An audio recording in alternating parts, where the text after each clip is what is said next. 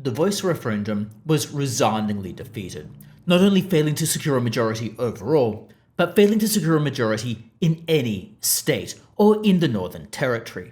However, the ALP seems to not be dropping the idea of a treaty and a so-called truth-telling commission, at least according to Deputy Prime Minister Richard Marles, which was revealed with an interview he gave on ABC's Insiders. Is the government committed to any sort of truth-telling process as called for by the Uluru Statement? Again, we have committed to implementing the Uluru Statement in full. That's what we have taken to the Australian people, and that's been our articulated position for a long time. I think in terms of the specific steps forward and what we do now, come back to a comment you made earlier, I think we need to let the dust settle here. Right now, I think it is about really standing with and embracing Indigenous Australia. Well, a lot of them are saying, in this moment. Even Pat Dodson has said there needs to be a process. We need to work through what the program's then going to be. Even Pat Dodson, your colleague, has said there needs to be a process after a no result that goes to truth-telling. Sure. Are you just not sure whether that's something you'll do at the moment? No, we've made clear that we support the Uluru Statement from the heart, and that is a part of it. So the principled commitment to everything that's contained in there we have made and we don't move away from. I think in terms of exactly what the precise steps forward are from here is a matter that we need take some time to work through, and I think people can understand that. It appears the government is clearly intent on ignoring the will of the voters. Voters voted overwhelmingly against the Voice. Like I indicated, 60% of voters voted against it. It didn't get majority backing in any state. It didn't get majority backing in Northern Territory. The only area to vote overall to support the Voice was the ACT and some inner city locations. The Voice didn't have support, and a treaty is likely to have even less support than the Voice. After all, what would a treaty involve? Well, we can look no further than the Uluru Statement and its background documents, which tell us in clear detail. It would clearly involve some form of financial payment, presumably in the form of a proportion of GDP, but it could come from other areas, such as various taxes on various things. This clearly could involve higher taxes and/or worse government services because the money has to come from somewhere. And if the government needs to spend more money as a function of treaty, then it would need to reallocate funding. This is very, very clear, and this appears to be a non-starter with voters during a cost of living crisis. It beggars belief the government would go down this path and wouldn't just shelve it entirely. I wonder how many people would actually vote in favour of a treaty. How many people would vote for a treaty if it were to go up for a referendum? However, the government is clearly trying to be clever. They're indicating this vote was just on the Voice, and they're seemingly not learning the lessons about whether people would like a treaty. Because if people don't want a voice, then presumably they don't want the treaty either, or the so-called truth-telling commission, so to speak. The government has, however, already earmarked $6 million for a makarrata commission. They've already spent $1 million on this makarrata commission. The government was seemingly intent on going down the path of bringing about a treaty regardless of what voters thought. They were seemingly hoping the Voice would get off the ground and this would make it easier for a treaty to occur, but it seems the government wanted this anyway.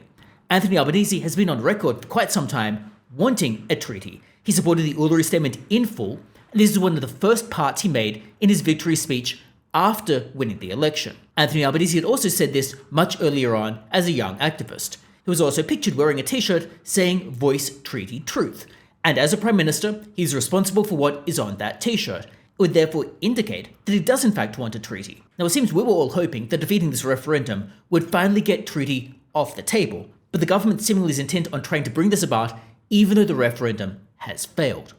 Richard Marles seems to be running the line that people voted for the government under their full policy platform, which included the Uluru Statement in full. Therefore, he's suggesting they have a mandate to pursue the Uluru Statement. This is despite the fact that people clearly rejected that mandate because they rejected the Voice. Now, of course, Voice was only one part of the Uluru Statement.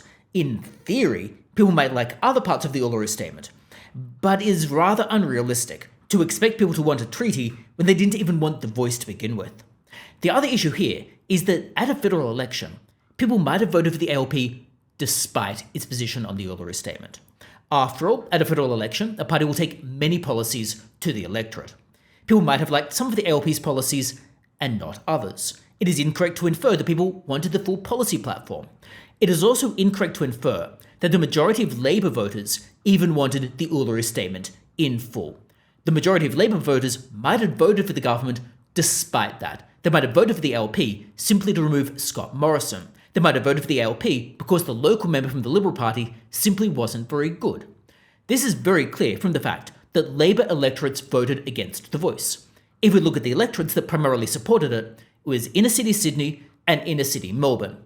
These were often Teal or Liberal electorates, not Labour electorates. Labour's own voters didn't want this. This whole situation reminds me of a classic agency conflict, to use corporate speak. In a corporation, shareholders would hire a CEO to run the company on their behalf. They would also hire a board of directors to oversee that CEO. However, the CEO's goals might deviate from those of shareholders. For example, a CEO might use shareholders' money to pursue pet personal political causes. They might donate to political causes by using other people's money. Or alternatively, they might simply shirk, or they might go out and do self-interested investments, or consume excessive Percocets. This is an agency conflict. Similarly, a board can have agency conflicts, because that board of directors goes up for election every couple of years, and that board of directors might have their own personal goals. Spending shareholders' money doesn't actually cost them personally. Therefore, you have an agency conflict there as well. Similarly, when voters elect politicians, those politicians might pursue personal causes or personal enrichment, regardless of what voters want. For example, they might take helicopter trips, or they might fly too often on private jets. Politicians might do things that don't help out voters or necessarily help out the country, but make the politician feel better. Another situation that's going to arise is where a politician pursues an ideological cause that their voters don't really want. For example, this might include treaty, given what we saw in the referendum. Voters might be stuck with these politicians because the alternative candidate running in their seat isn't necessarily very good, or they like the broader policy platform and they are stuck with the ideological baggage that these politicians bring, and they need to be stuck with that ideological baggage in order to get the other policy proposals that they want. This therefore is also a bit of an agency conflict, and voters are to some extent stuck with it if they elect these individuals. The government clearly seems to be in denial, however. Anthony Albanese failed to accept that the government's own failings underscored the referendum defeat. In his concession speech, Anthony Albanese once again declared that the Voice was a mere advisory body, even though this is very clearly false when you consider the full context of what the Voice would have been able to do. Anthony Albanese doesn't seem to actually realise why the Voice was defeated. The weasel words obfuscation and willful disregard for voters simply don't cut it. And if they're going to go and try to pursue a treaty, even though voters very clearly don't want it, it obviously is treating voters like mugs and treating them with complete disrespect and complete contempt. The question, of course, is what can voters actually do about this? Well, at present, really very little. The election is next going to be in 2025, so voters are stuck with this for the moment. The only real solution is to vote against these politicians at the next election. Now granted, not all ALP politicians are bad. Many are in fact quite good individuals. I'm not suggesting necessarily turfing strong politicians who are doing a good job. Rather, I'm suggesting that some politicians simply aren't doing a good job. They might be acting in a self-interested manner or a manner that doesn't actually help their voters. Voters deserve better than that, and voters therefore should consider replacing some of these underperforming politicians with ones who at least might not pursue these types of policies. But do let me know your thoughts about what Richard Marles is saying here. I'd be interested to hear what you think about the seeming decision to potentially try to pursue treaty regardless of what happened at this referendum.